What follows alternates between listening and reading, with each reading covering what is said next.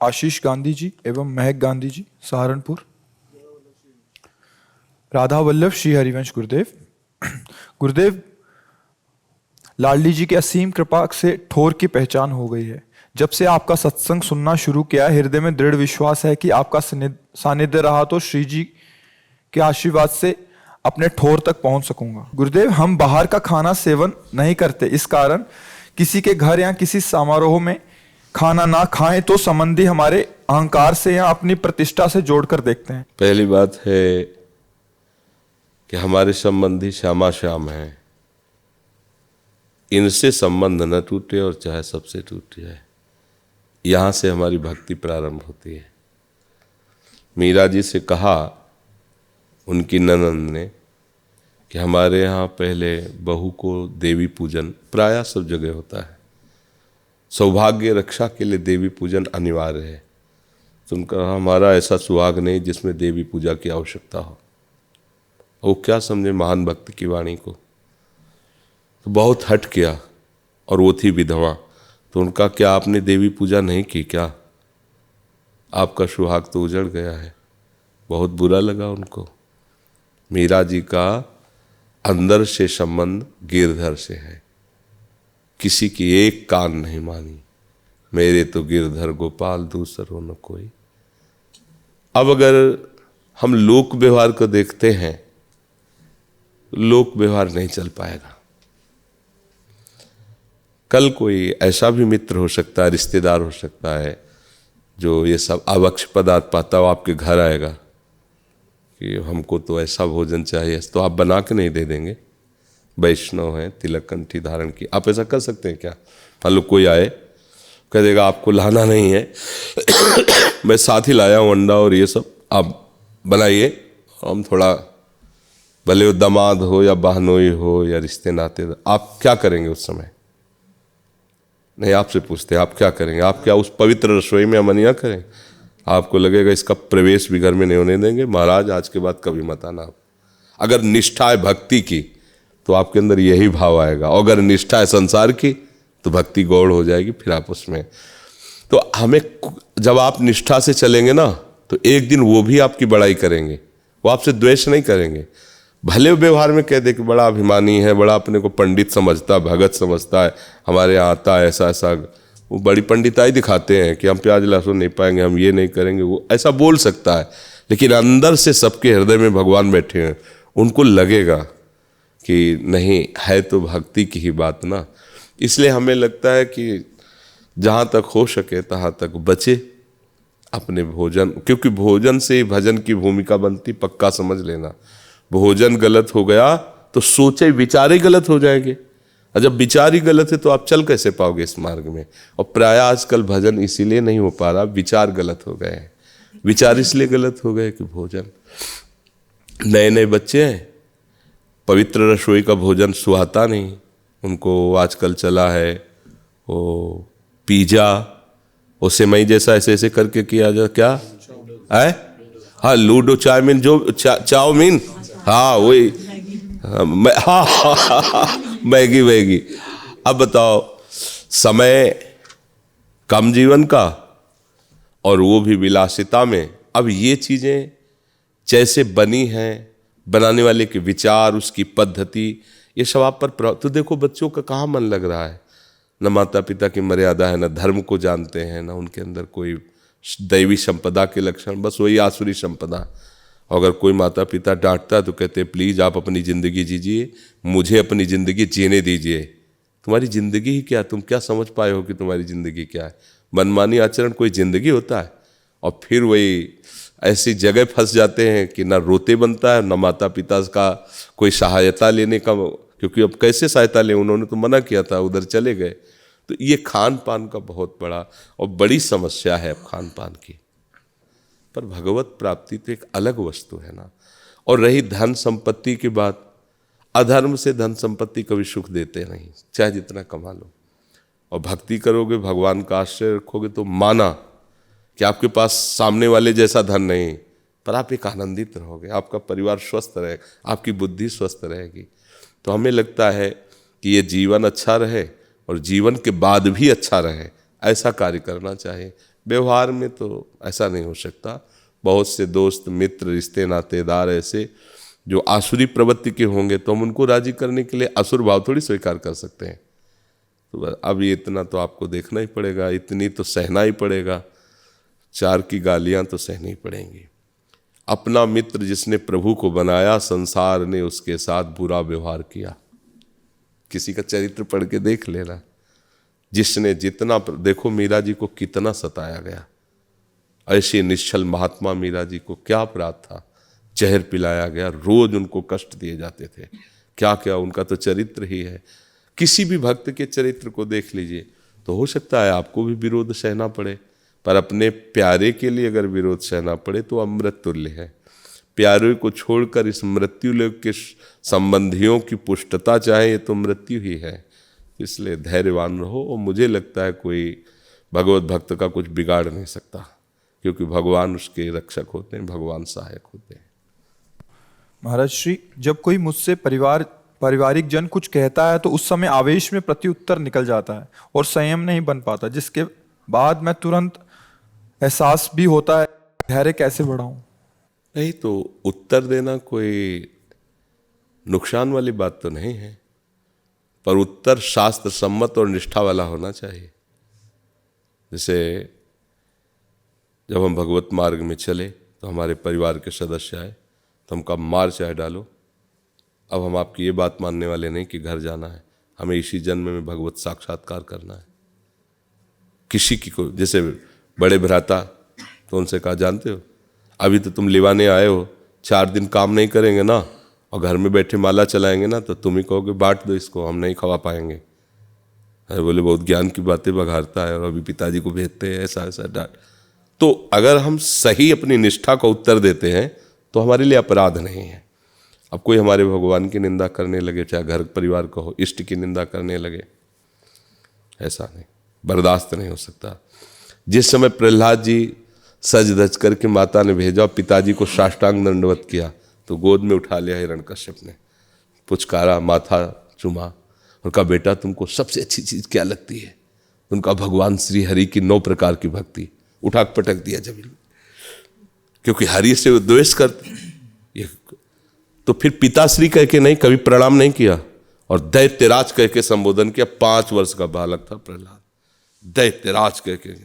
ये एक मति हमारी किसी के बदलने से नहीं बदी है, ये ऐसी भाव भक्ति किसी के बदलने से नहीं होती। ये स्वयं हरि ने कृपा की, महापुरुषों की चरण रज का प्रताप, और इतना भी कभी नहीं डरे। और हिरण्यकश्यप त्रिभुवन पति था। अगर हमारी भक्ति में, हमारे गुरु निष्ठा में, हमारी हरि निष्ठा में कोई हमारे परिवार का बाधा पहुंचाता है, ठीक से उत्तर दे देना, ये उसका अपमान नहीं होगा और यह हमारा आवेश भरा वचन नहीं होगा।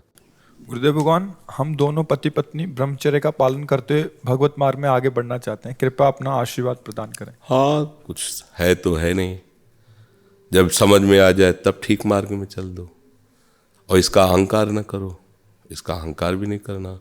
अगर काम आदि दोष आ जाते हैं तो हमें दूसरी तरफ देखना नहीं। अगर लगता है नहीं रह पाएंगे तो अपने घर में रहना है। अपने घर में वो कोई पाप नहीं लगेगा, पति पत्नी हो, पर ऐसा नहीं कि हमने पति पत्नी तो संकल्प ले लिया है, अब हमारे अंदर वेदना आ रही तो हम दूसरी तरफ देख ले, कभी ऐसा ना करें। अपनी ही पत्नी, देखो इस संसार में अगर कहीं कुछ सुखानुभूति होती है तो प्यार में होती है, प्रेम। अगर आपको जिस वस्तु से प्रेम है वही वस्तु दूसरे को दी जाए, उसको प्रेम ना हो तो सुखद नहीं लगेगी, क्योंकि सुख है नहीं। सुख है तो प्यार में है। तो कम से कम भगवान ने जो तुम्हें अर्धांगिनी बना के दिया है, आप उससे प्यार करो। कम से कम जो भगवान ने तुम्हें पति रूप में दिया है, आप उससे प्यार करो। लेकिन माया का खेल क्या है? वो अपने पति से प्यार बिरला ही कोई करता है। वो बगल वाला चाहे वो किसी योग्य ना हो, पर वो दृष्टि जाएगी, यही माया का खेल है। तो मुझे लगता है ब्रह्मचर्य से ज़्यादा सावधानी ये रखनी कि हमें जीवन में किसी और की तरफ दृष्टि नहीं जाने देना। अगर हम नहीं रह पाते हैं तो हमारे लिए भगवान ने व्यवस्था धर्म की है। पति पत्नी कभी भी कहीं भी, उसमें कहीं कोई पाप की बात नहीं, पर अगर हम किसी और की तरफ देखते हैं तो फिर पाप बनता है। तो हमें पाप से बचना है। हमें ये नहीं कि हम तो वृंदावन में संकल्प ले लिया है कि पति पत्नी नहीं, पर अब रहा नहीं जा रहा तो हम दूसरे की तरफ देख ले, नहीं। इसलिए हम पीछे भी ऐसे एक आए थे, उनको यही उत्तर दिया था, और यही होना चाहिए। जितना हम संयम से रह सकते हैं भगवत कृपा से उतना रह रहे, नहीं तो उन्हीं के विधान में है, उनके विधान से बाहर नहीं, तो पवित्रता आपको भजन करवा देगी। और अगर कहीं विधान से इधर उधर हो गया तो बेविचार फिर भजन नहीं, बेविचारी की शुभ गति नहीं होती, बेविचारी भजन नहीं कर सकता। पापवंत कर सहज स्वभाव, भजन मूर्ति भाव न काऊ। जी। देवदत्त नायक जी उड़ीसा से देवदत्त। श्री हरिवंश किसका? गुरुदेव भगवान। हाँ, थोड़ा आवाज जैसे राधा वल्लभ, हाँ ऐसे बोल रही। गुरुदेव आपके चरणों में कोटि प्रणाम। महाराज जी आपका सत्संग 1 साल से सुन रहा हूँ। श्री राधा वल्लभ को नित्य पूजन करता हूँ। मेरे शरीर के भाई हित सहचरी शरण संन्यास धारण करके आपकी कृपा से श्री जी की सेवा में हैं और काफी समय से हैं। मेरे भाव ये है कि भजन करते हुए माता पिता की सेवा करते हुए इस मार्ग में कैसे आगे बढ़ सकूं, कृपया मार्गदर्शन कीजिए। देखो, एक तो भगवान के मार्ग में लग गया तो तुम्हारा कर्तव्य है मेहनत करो, धन कमाओ, माता पिता को भगवान मानकर उनकी आराधना करो और नाम जप करते रहो। नाम जप न छूटने पावे, बस इतना तुम पकड़ लो, पर मेहनत करो, अर्थ कमाओ, अच्छी से अच्छी व्यवस्था अपनी माता पिता की करो। एक भाई भगवान के मार्ग में लग गया तो माता पिता की सेवा करो, तो वही गति होगी। भाव केवल बदल दो, जैसे वो हमारी आज्ञा पर सेवा में रत रहता है, ऐसे तुम मानो कि माता पिता हमारे भगवान हैं और उनकी प्रत्येक सेवा हमारी पूजा है, और हमें अच्छी तरह से उनको सुखपूर्वक जीवन व्यतीत करने की व्यवस्था करनी, और राधा राधा राधा राधा, इसी से बात बन जाएगी। माता पिता भगवान वास्तविक हैं ही, वही हैं, दूसरा तो सब जगह वही है, कोई दूसरा नहीं। तो इसलिए भाव से और अर्थ कमाओ, चाहे हमें लेबरी करनी पड़े, हम उस रुपये को लाकर माता पिता के सेवा, तो इससे बड़ी भक्ति क्या हो सकती है। और नाम जब चलता रहे, ऐसा अभ्यास कर लो कि नाम जब चलता रहे। ठीक है, हाँ नाम। मेघा गोस्वामी जी, श्रेया घोषाल जी। सतगुरुदेव भगवान आपके चरणों में कोटि कोटि प्रणाम। श्री हरिवंश महाराज जी, ग्रस्त धर्मानुसार हम लोग नौकरी चाकरी के लिए ही पढ़ाई कर रहे हैं, लेकिन हमारा लक्ष्य श्री जी के दर्शन है। आपकी सत्संग से ऐसा हमने सुना है। महाराज जी, बच्चा श्री जी के दर्शन तो लक्ष्य है, ये ठीक है।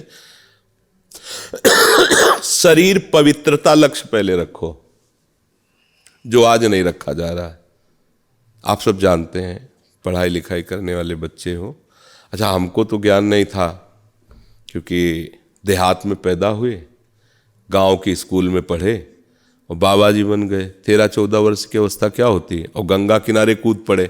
पूरा जीवन पशुवत गया है, पशुवत जैसे नहीं, सहना, कष्ट सहना हर स्थिति। व्यवहार का मुझे ज्ञान नहीं था। अब नए नए बच्चे, कोई इंजीनियर, कोई प्रोफेसर, इस क्वालिटी के जब बच्चे आए और जब उन्होंने बताया, तो हमने जिंदगी में जो बातें ना सुनी थी, ना पढ़ी थी, ना समझी थी, वो हमें समझ में आई। हमारे समय में बॉयफ्रेंड गर्लफ्रेंड इसका तो कोई मतलब प्रश्न ही नहीं था। कोई मतलब 12-13 वर्ष के बच्चे बच्चियां कबड्डी खेल रहे हैं, खेल मतलब काम संबंधी ये तो बात ही नहीं, तो मतलब ऐसा तो कोई चेष्टा ही नहीं थी। फिर उनसे पता चला कि ऐसा ऐसा ऐसा। तो हम ये सबसे प्रार्थना करते हैं, जैसे नवीन बच्चे हैं, पढ़ो लिखो, बहुत बढ़िया है, नौकरी में जाओ, बहुत बढ़िया है। अगर जिस नौकरी में तुम्हारे धर्म को भ्रष्ट करके नौकरी मिल रही हो, तो करोड़ों रुपया महीना मिले, वो तुम्हें शांति नहीं प्रदान कर सकती। यदि तुम अपने धर्म को सुरक्षित नहीं रखे हो, बहुत बढ़िया पढ़ाई पढ़ रहे हो, और बॉयफ्रेंड गर्लफ्रेंड भ्रष्टाचार, तो मुझे लगता है ऐसी पढ़ाई से अनपढ़ अच्छा था कि जो कम से कम अपने धर्म को तो समझता था, अपने जीवन को कम से कम पवित्र तो रखता था। तुम्हारी कैसी पढ़ाई है। एक और अभी नया चला है, वो लिव इन रिलेशन। अब आप बोलो ये क्या है, भाई तो मतलब बुद्धि काम नहीं करती। ये है क्या? बोले दोनों प्रेम से रहते हैं, जब तक उनका मन, अगर पसंद आया तो आगे ब्याह हो गया, नहीं पसंद आया तो छोड़। ये कोई गाजर मूली है? ये किसी के जीवन के साथ खिलवाड़ करना कोई गाजर मूली? तो पसंदे काहे को आएगा, क्योंकि सुख है नहीं। तो मनोरंजन है, 1-2 साल, फिर आपस में क्लेश। बोले अब हमारा आपका वो एक और शब्द बताया था, ब्रेकअप। हाँ, हो गया। ये ऐसा धर्म का विषय है। एक बार सम्राट अकबर जब हिंदुस्तान पर वो बादशाह बन करके बैठा, तो कुछ वीर राजपूतों से उसका युद्ध हुआ। तो अब चूंकि बादशाह उसके पास पावर, उसने बहुत से क्षत्रिय राजकुमारों को मरवा दिया। रात्रि के समय सब सैनिक सो रहे थे, वो वीर भूषवा में वो वहाँ टहल रहा था अकबर। तो उसने देखा एक सैनिक के वेश में हर 100 का ऐसे मुंह देख रहे थे दीपक से। उसने आवाज दिया सम्राट अकबर, ए कौन है, सावधान, बिल्कुल हिलना नहीं। तो वैसे खड़े नजदीक आए, कौन हो तुम, किसके सैनिक हो?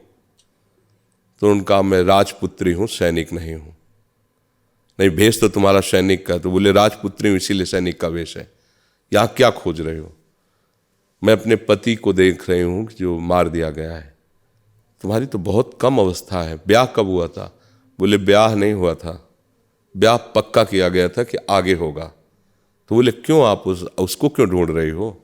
बोले उसको लेकर के हम अपने प्राण त्याग देंगे।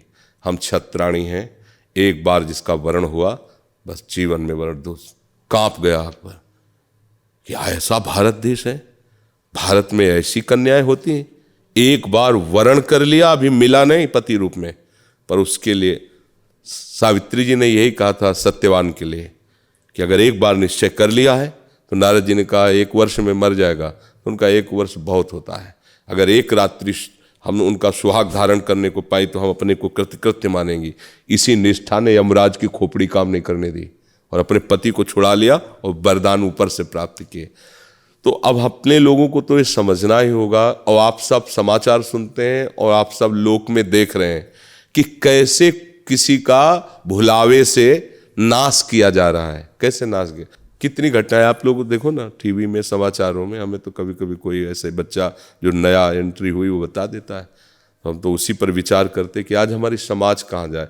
तो श्री जी मिले या ना मिले, पहले निश्चय करो कि हम धर्म भ्रष्ट नहीं होंगे, तो आगे की बात बनेगी। पर ऐसा हमारी बात कौन मानेगा? हमें तो बाबा जी कह के, पुराने जमाने का कह के कि पुरानी बातें हैं, आज के समय में इनकी क्या बात। क्यों बच्चा? हाँ, इस बात पर सावधान रहना। अगर आप मानती हैं, हम पर श्रद्धा रखती हैं, तो जीवन पवित्र रखना। श्री जी मिलना कोई दुर्लभ बात नहीं है, क्योंकि हम श्री जी के बच्चे हैं, श्री जी के अंश हैं। जब हम नाम जप करेंगे, पवित्र जीवन ही नाम जप कर सकता है।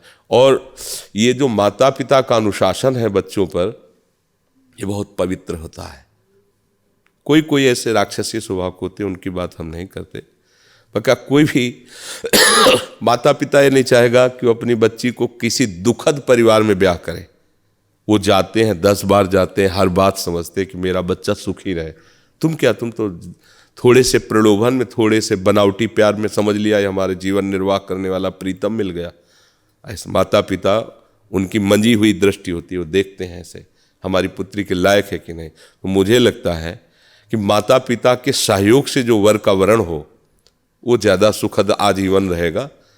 अपनी बुद्धि से वरण किया हुआ, तो अभी पीछे हितधाम में एक बच्चे आया था और बोला हमारा लव मैरिज है, आप आशीर्वाद दीजिए। पति पत्नी दोनों आए थे, दूसरे साल आए तो हमका पत्नी नहीं दिखाई, बोले वो तलाक हो गया है, ये है लव मैरिज। 1 साल में ख़त्म हो गया प्यार तुम्हारा। ये तो हमें लगता है कि ये बनावटी जो आजकल चल गई हैं बातें, नए बच्चों को बचना चाहिए, ऐसे बनावटी प्यार से बचना। जिन माता पिता ने तुम्हें पाल पोस के बड़ा किया है, उनकी तुम्हें बात बुरी लगती हो, अगला आदमी जो अभी अभी मिला है तुमको वो प्राण प्यारा लगने लगा, और वो जो तुम्हें प्राणों से पोषित कर रहे हैं माँ पिता, वो तुम्हें दुश्मन लगने लगे, वो तुम्हारा अहित कर देंगे। पर बच्चों की समझ में नहीं आता। बच्चे कहते हैं मुझे स्वतंत्र रहने दो। स्वतंत्र वही रह सकता है जो भगवान में लीन हो चुका है। अब माया की परतंत्रता उसे परास्त नहीं कर सकती। नहीं, सबको अधीन रहना पड़ता है, कानून के अधीन, समाज के अधीन, गुरु के अधीन, शास्त्र के अधीन, और नहीं तो फिर काम क्रोध के अधीन रहना पड़ता है। अधीन तो रहना ही पड़ेगा, ये स्वतंत्रता थोड़ी है जी। सौरभ जी दिल्ली से।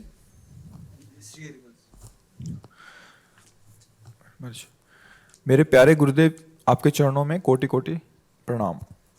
गुरुदेव, क्या किसी साधक को किसी भंडारे में अगर कोई खाता है तो इसमें हमारे भजन में कोई कमी आती है? किसी साधक, अब वो साधक गृहस्थ है या विरक्त?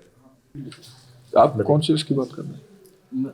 जो पाने वाला है वो गृहस्थ है कि विरक्त है? तभी तो उत्तर होगा। गृहस्थ में है? गृहस्थ नहीं पाना चाहिए उसे। प्रश्न में अगर ऐसा लिखते कि जो साधक गृहस्थ में है उसे भंडारा पाना चाहिए कि नहीं, ऐसा लिखना चाहिए। तो जो विरक्त है, भगवद आश्रित है, अब वो चाहे भिक्षा से पेट भरे या भंडारे से, वो अलग अलग फिर स्थिति होती है। जो भजनानंदी जन होते हैं वो फिर भिक्षावृत्ति स्वीकार करते हैं, क्योंकि भंडारे में कई तरह के अन्न का प्रयोग हो सकता है। मान लो किसी ने बड़ा पाप किया, 1,00,000-2,00,000 कि चलो संतों को भंडारा, तो वो पाप का हिस्सा फिर बुद्धि में भ्रष्टता पैदा। लेकिन गृहस्थ को नहीं पाना चाहिए, कदापि नहीं। जहाँ भी प्रसाद ले तो बस इतना ले सकता है। मान लो कोई ऐसा कहता है कि भगवान का प्रसाद है, तो वो भी मंदिर में, गली कूचे में नहीं। कैसे कोई हलवा बांट रहा है, चाय बांट रहा है, आप पी रहे हैं, गृहस्थ के लिए ये बात निषेध है। आप भक्त हैं, आप कमाइए गृहस्थ में और 4 को खिलाइए, धाम आए हो, आपको खाने की जरूरत नहीं है। आप उपवास कीजिए, आप अपने पैसे से खाइए, दूसरे धाम आए हो, तीर्थ आए हो, मंगल करने के लिए आए हो। तो आप परिक्रमा में बट रही कचौड़ी पूड़ी हलवा या कहीं कुछ ऐसा बिल्कुल नहीं खाना पीना चाहिए। आप समझिए यहाँ जो हो रहा है वो दान हो रहा है। दान लेने का अधिकार आपका नहीं है, आपका दान करने का अधिकार है। आप गृहस्थ में हैं, पैसे नहीं है, मत कीजिए दान, पर लीजिए भी नहीं। आपके भरपेट भोजन पाने के नहीं है तो थोड़ा कुछ ले लीजिए, पानी पी लीजिए, 1-2 दिन वास कीजिए, चले जाइए। पर यहाँ किसी के यहाँ जैसे भंडारा हो रहा है, जाके बैठ गए, खा लें। समझ गए? कोई संशय इसमें? हाँ महाराज जी, जब साधक में प्रेम दशा आती है तो क्या वो गुरु नियम करता है या प्यारी जी को पुकारता रहता है वीर्य अग्नि में? कह रहे हैं कि जब साधक में प्रेम दशा आती है तो क्या गुरु नियमों का पालन करता है? जब प्रेम स्थिति आती है तो बिना नियमों में बंधे प्रेम आता नहीं, और जब प्रेम आ जाता है तो सबका फल होता है। अब उस समय क्या होता है ये केवल प्रेमी हृदय जानता है, उसमें कोई नियम नहीं होता है। वो किस समय कौन सी दशा में पहुंच गया उसको वर्णन नहीं किया। अनिर्वचनीयम प्रेम स्वरूपम, वो वाणी से नहीं कहा जा सकता कि ऐसा ही होता है। प्रेम की दशा उस समय क्या हो जाए, किस क्षण कैसी हो जाए। अब वो बैठा है तो 20-20 घंटे बैठा ही है, और उसके सारे नियमों का फल उसे प्राप्त। जब तक इस कोटि का प्रेम न प्राप्त हो तब तक आज्ञा शास्त्र के अनुसार, गुरु के अनुसार चलना, तो वही नेम प्रेम में स्थित हो जाता है। और जब प्रेम होता है तो प्रेम का एक अपना स्वतंत्र नेम होता है। वो जब जहाँ जैसे चाहता है उस प्रेमी को वैसे उस रस में निमग्न रखता है। वहाँ ना उसका संकल्प है और न शास्त्र का शासन है। उसके अंतर में जो प्रिया प्रीतम विराजमान, प्रभु विराजमान, वो उससे स्वयं करवाते हैं। उसमें क्या करवा रहे हैं कोई नियम नहीं। उस समय रो रहा है कि हंस रहा है कि खेल रहा है कि बातें कर रहा है, ये तो प्रिया प्रीतम की उस समय की बात है। तो हम जहाँ हैं पहले हमें वहाँ से उठना सीखना है। हमें ऊपर की बात, जैसे एक प्रश्न करे भगवत प्राप्ति के बाद क्या होता है, कैसा लगता है, अब ये कोई रसगुल्ला खाने की बात थोड़ी कि कैसा लगा, तो उसको भी इतना कह सकते हो कि बड़ा मीठा लगा, ये कितना मीठा लगा, तो फिर उत्तर ये होगा खा के देख लीजिए। तो भगवत प्राप्ति जो चिदानंदमय उसके लिए उसमें क्या हो, तो ये तो सूने बुद्धि का लक्षण है। जिसमें भगवदानंद या भजन की रति नहीं हुई वो बहुत से ऐसे प्रश्न खोजता रहता है। हमें मिला है राधा नाम और आदेश मिला है निरंतर जपना, कुमार्गगामी प्रवृत्तियों से बचना। अब हमारा पूरा जीवन इसी में जाएगा, अपने आप जो आना सब आ जाएगा, सब आनंद प्रेम प्रियालाल सब आ जाए। जैसे डोरी पकड़ा दी तो पतंग अपने आप आ जाएगी, जितना खींचोगे नज़दीक आती चली जाएगी। अब वो जब पतंग नज़दीक आएगी तो कैसा लगेगा, फिर पतंग कैसे नज़दीक आती है, क्या डोरी खींचने से, ये सब वो जो खींच नहीं रहा उससे होता है। जो खींच रहा उसको कोई प्रश्न करने की जरूरत नहीं, अनुभव होता जा रहा है। वो नज़दीक का अनुभव हो रहा है, प्रेम आ रहा है, आनंद आ रहा है, वो अनुभव होने लगता है। मुझे लगता है कि उपासक को पहले कुमार्गगामी प्रवृत्तियों से छूटने का और निरंतर भजन करने का प्रयास करना चाहिए। आगे की बात खुद समझ में आ जाएगी। समझ रहे जी? सुधीर जी सोनीपत से। जी महाराज जी, श्री हरिवंश महाराज जी, कल परिक्रमा करते समय एक संत मिले, उन्होंने कहा या तो चाय पिलाकर जाओ नहीं तो बद्दुआ लेकर जाओ। बिल्कुल नहीं, कोई संत ऐसा कह ही नहीं सकता। 2 ये शब्द मृत्यु का नाम है। सच्चा संत ऐसे नहीं कर सकता। मंगवो भलो न बाप सो जो प्रभु राखे टेक, कहावे मोर दासा करे तुच्छ नरन के आशा, तो कहो कहाँ रहा। एक चाय के लिए पैसा दे दो, ऐसे कोई संत मांगेगा पैसा हमें यज्ञ करने के लिए, भंडारा करने के लिए? ये सब ड्रामेबाजी, नाटकबाजी। और कोई भी सामर्थ्यशाली अपनी सामर्थ्य का प्रयोग दूसरे को सुख देने में, दूसरे को नष्ट करने में, जो नष्ट करने की बात सोचता है वो सामर्थ्यशाली ही नहीं होता, वो महात्मा ही नहीं होता। आज तक महात्माओं के चरित्र को पढ़ के देखो, जिन्होंने मारा उनको उन्होंने तार दिया, औरों की तो बात जाने दो। वो अपनी जान दे सकता है लेकिन कुमार्ग में नहीं चल सकता। वो किसी का अमंगल नहीं कर सकता, भले उसका अहित हो जाए, भले लोग उसे गाली दें, अमंगल नहीं कर सकता। जो मारते हैं, गाली देते हैं, उनका भी एकांत में मंगल मनाते हैं। प्रभु आप इनको कभी दुख मत देना, बेचारे ये नहीं जानते हैं। ईसा मसीह जी को क्रूस में टांगा गया, आंसू आए तो जनों ने पूछा भगवान दर्द के कारण उनका नहीं, मैं ईश्वर से प्रार्थना कर रहा हूं कि ये नादान है, इनको दंड मत देना, जो लोग हमें दंड दे रहे हैं, प्रभु इनको क्षमा कर। यह साधु हृदय। साधु ऐसा नहीं हो सकता है। रोटी कोई भी मांगे, चाहे वो पापी से पापी भी हो, अगर भूखा कह रहा मुझे रोटी खिला दो, तो बाहर बैठा दो और अपना भोजन उसको दे दो, ये हम अनुमति देते हैं। ठंडी में है, कोई कांप रहा है, अपनी शर्ट उतारो, उसे पहना दो, अच्छी बात है, हम चलेगा। लेकिन रुपया मांग रहा है और ये कह रहा अगर हमको नहीं दिया तो तुम्हारा नाश कर देंगे, ये साधु हो ही नहीं सकता। और ये सबको सावधान रहना चाहिए, इसमें नहीं। देखो हमारे संतों के ऊपर जो विपत्तियां आती हैं वो इसी से आने लगी हैं कि ऐसे फ्रॉड लोग संत वेश रख करके, फ्रॉड लोग ऐसे कार्य करते हैं और फिर पोस्टर में बड़े बड़े अंकों से छप करके समाचारों में आता है अमुक संत। अरे संत बाबा किसके आगे लिखा जाता है? अरे कभी समझो कि संतों की क्या स्थिति हुई है। लंगोटी पहन करके रूखा सूखा खा के सच्चिदानंद में चित्त जोड़ा है, और भगवान उनको जगत मंगल के लिए जब उतारा है तो निष्काम भाव से जगत मंगल उनके द्वारा हुआ है। ये बनावटी ड्रामेबाजी से ये कोई फिल्म का रोल थोड़ी है। ये प्रवचन कर दिया, बनावटी श्रृंगार कर लिया, इससे साधुता, इससे कल्याण हो जाएगा। तो ऐसे कभी भी कोई भी पोजीशन आवे ना, कहीं भी संग बने ना, बिल्कुल डरना मत, नाम तुम्हारे पास हो, बिल्कुल ऐसो को न देना। तो भेष पता नहीं कैसे धारण कर लिए लोग, भेष की निर्वाह करना बहुत कठिन है।